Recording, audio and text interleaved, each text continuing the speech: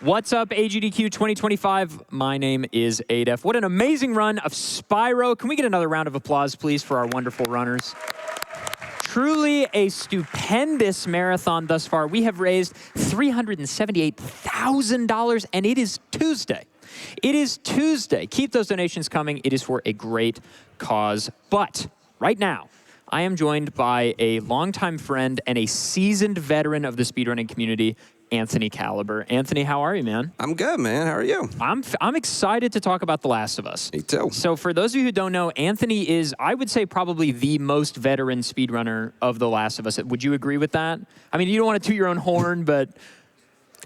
I've been doing it the longest. Sure. So there you go. So Anthony's been playing The Last of Us for a really long time, and we thought it would be interesting today, since Anthony is playing The Last of Us, the Left Behind remake later this evening. We thought it would be interesting to talk about the differences between the recently as in last year, HBO show versus the game. Because there is no one that knows more about The Last of Us video games than Anthony. And so I thought we could talk about some differences and see what we think. Sure thing. So first I want to talk about the actors. So obviously Troy Baker portrays Joel in The Last of Us video games, but Pedro Pascal, how did you feel about Pedro Pascal's take on Joel, and how did you feel about his portrayal? He certainly looked the part. Right, yeah, right? He looked very similar. Yeah, I think he did a great job. He captured that, post-apocalyptic brutality, yeah, but also had that emotional side. I would say not displayed as much in the first half of the game. Sure. It was there in the second half when he opens up to Ellie a little bit more. Right. But yeah, I think he captured the emotional side of Joel and the brutality of Joel pretty well. He is in the game. There is less emotional connection in the first half than was in the show, and I think that's probably just by virtue of, like, on a TV show you have to hook the audience. Like, there's no gameplay, so like you can't hook them there. So it has to be like his relationship with Tess, I think, is more explicitly a relationship in the show. Yes, in the game it wasn't really like a confirmed thing. Right. I always had the vibe of, like, they tried for it to be a relationship in the past, but then it became more professional. Right. But in the show, yeah, they were. It's pretty explicitly like they were together at some point.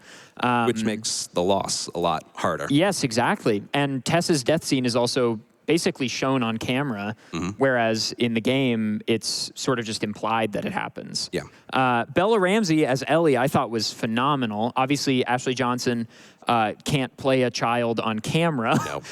So how did you feel about Bella Ramsey as Ellie? I thought she did great. She captured, like, the lighthearted side of Ellie very, very well. Yeah. She showed she showed signs of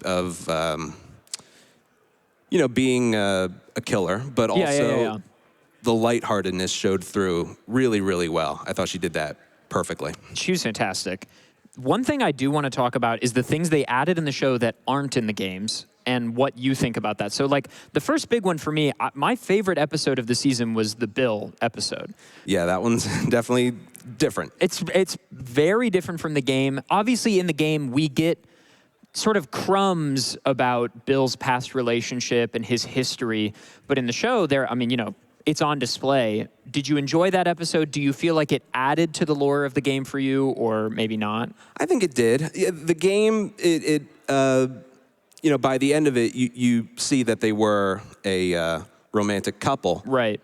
And the show, it shows that off a lot more. But I remember watching the episode because I know what the show is going to be about. Right, of course. I was wondering how it was all going to, because the episode's great. It's a historic piece of television. Yes, it is. I was wondering how it was going to wrap up at the end. Like, when's Joel and Ellie going to show up? Are they ever going to meet, like, in person? And then it was, I believe, the note that they left behind for Joel and Ellie, because I guess he knew they would come back at some point. Right. And he tells them, it's like, you gotta fight for someone, not something, but it's for someone you love. You gotta fight for someone you love. And that sort of hardens that relationship between Joel and Ellie even more. Yes, that was the moment Joel had to see this journey through. Right. So I'm like, that's the purpose that the episode served after they leave Billstown. It is interesting that we don't get the Bill escorting you through Billstown that we get in the game with the gymnasium fight. Obviously, you have to cut something, but that was one of my favorite parts of the game, actually. Yeah, mine too. But in return, we got an Emmy-winning phenomenal piece of television, so I guess whatever. Yep, and the reveal of the bloater much later. Which is very, a great point. So one thing that I thought was really interesting and makes sense from a showrunner perspective is putting more light on the cordyceps, like on how the fungus began with like the talk show in episode 1, and then in episode 2, the cold open of the doctor like going in and looking at the cadaver. Did you feel like that added to the show, or were you like, oh, we don't need to see this? I liked that even more than the game, actually. Really? Okay. Yes. Mainly because the game, it shows the opening of the game versus the opening of the show is almost identical. The sequence where Joel is with his daughter? Yes. Yeah. And, you can't beat perfection, so why not replicate it? Sure. And they did a great job with that. But it was, I guess, spending a little bit more time before it all happens, and then with the cold open of the doctors talking. Yeah. And then with the professional who studies fungus, right? Fungus Yeah. For her entire life. Right. And just the reality of it. When she says you should bomb the whole city, yeah, like that's pretty grim. I rewatched that scene a lot because it was all in one take too. Right. Oh, that's right. Yeah. Mm-hmm. Man, the show. I will say as a person so I worked at Naughty Dog for a little bit, and so I have consumed a lot of The Last of Us, and I worked on The Last of Us 2, and so I think naturally I was a little apprehensive about the show, just because I think a lot of video games turned movies, TV shows, whatever, they don't often, not deliver, but to me, they don't hit the same notes. And I thought what was really beautiful about the show is that they didn't really try to hit the same notes in a lot of places. It was very different. Yeah, it was, because it's tough. You can't just make the game the TV show. Gameplay isn't going to hit the same. Right. There was a lot of, I like to think not almost all, but a lot of the gameplay was cut out. Because that wouldn't be enjoyable for the viewer.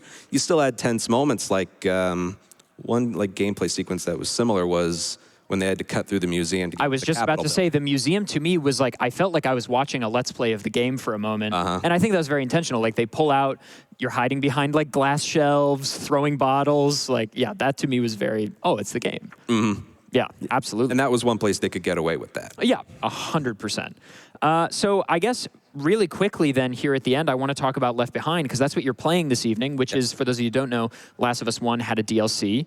And now with The Last of Us Remake, the DLC's included. Can you tell us a little bit about that? And also, there's an episode of the show dedicated to Left Behind. Can you tell us about sort of what that means to you, that there is an episode for it, and also your run? That's like a million questions at once. Yeah. Well, Left Behind, mainly at the end of the campaign, Ellie opens up to Joel saying, when I was bitten, I wasn't alone. My best friend was there. Right. We didn't know what to do. Let's just be all poetic and lose our minds together. That's basically what the DLC is about, showing what happened on that day. But the other half of it is also Joel is wounded very badly in a science lab, science building. And Ellie has to look for supplies to heal him. Right. And also, the enemies we encountered in the science lab also show up to try and take us out because they're really mad at us because we killed some of their guys. Right. So, yeah, and the episode of that was very good. They spent more time in the Ellie and Riley sections. Right, that relationship. I think that's the biggest thing for the show as a whole, is the relationships are so important. Yeah. Yeah, and this is one funny part. The part of the episode, the TV episode where she's looking for supplies, in the game she goes through an abandoned mall. In the TV show, she brings him to just some abandoned house, and all she ends up finding is a needle and thread to heal him up. And I remember watching a YouTube video about a doctor reacting to Last of Us scenes, and a needle and thread isn't gonna heal internal bleeding. Maybe in that sense they were a lot like the video game. Yeah. I've just been stabbed. Let me bandage myself. Yes. Wounded, punched in the face. Let me wrap my arm. Yes. Let me sit down, get out my backpack. Well, excellent. Anthony, thank you so much for joining us. I do really quickly want to shout out, these aren't prizes that are opened yet, just FYI, but we do have 2 wonderful prizes that will open that you should look out for when Last of Us starts. Anthony, if you want to grab that beautiful vinyl. Sure, it's very beautiful. Unopened vinyl set. We also have these wonderful pins from Fangamer, so These aren't open right now, but just to whet your appetite, when The Last of Us happens this evening, Anthony will be running. I'll be on commentary. That's in just a couple of hours. But right now, I'm going to send it back up to our host, Sky Bills. We've got an amazing run of F-Zero GX coming up in just a little bit. Anthony, thank you so much for joining me. Thank you. Take care, gamers.